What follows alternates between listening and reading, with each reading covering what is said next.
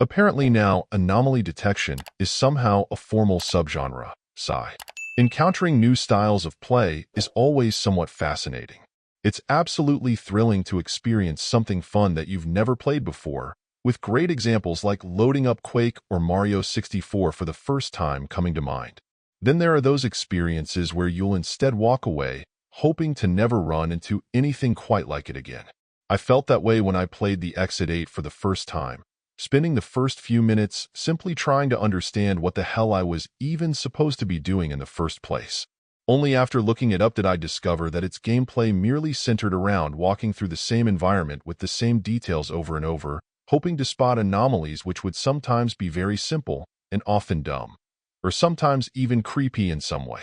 Honestly, the fact that this would be considered fun, and not just an excuse to invest as little effort in development as possible, baffled me, and I hoped it would just be an anomaly somehow.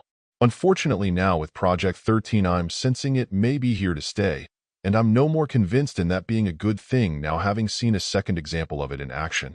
You'll simply walk around a small taxidermy museum, observing a number of pretty ordinary exhibits with a variety of animals, encountering a creepy old dude who'll walk around behind you, an old lady at the ticket counter, and a few other strange odds and ends. Then you'll walk through it again, trying your best to find anything that happens to be different, pulling the lever at the end if you believe you did, and hoping you were right so you can keep proceeding. If you're wrong, you'll start over again, with your ultimate goal to reach the 13th iteration, never being mistaken in the current run whether it was normal or not. Of course, none of this is conveyed to the player or shared within the game. You'll need to look it up, already getting off to a poor start. Worse, more often than not it feels like the anomalies I did encounter didn't tend to do much to hide themselves. The more odd or creepy ones instead felt determined to point themselves out to you, lest the effort behind setting them up would be missed. This made the game's design feel at odds with itself. Is it just a vehicle for having people walk around over and over looking for the thrill or WTF moments that could pop up periodically?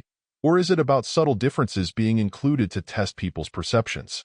Regardless, yet again I'm mostly underwhelmed by the lack of effort behind this style of game, as the majority of the time you're just walking through the same area with all of the same assets and details. Even attempting to keep an open mind and understand that it may not be a style of game made for me, I'd simply like to see some genuine and earnest effort to make this style of play work well, not just feel thrown together seemingly as a cash grab. Overall, my final score for the game ended up being a 3.5. And if you're interested in picking it up, it's currently available on the Switch eShop for $5.99. Thank you for taking the time to listen to this review. And if you'd like more information or ideas of indie games worth checking out on Switch, be sure to click on the link provided in the description. Until next time.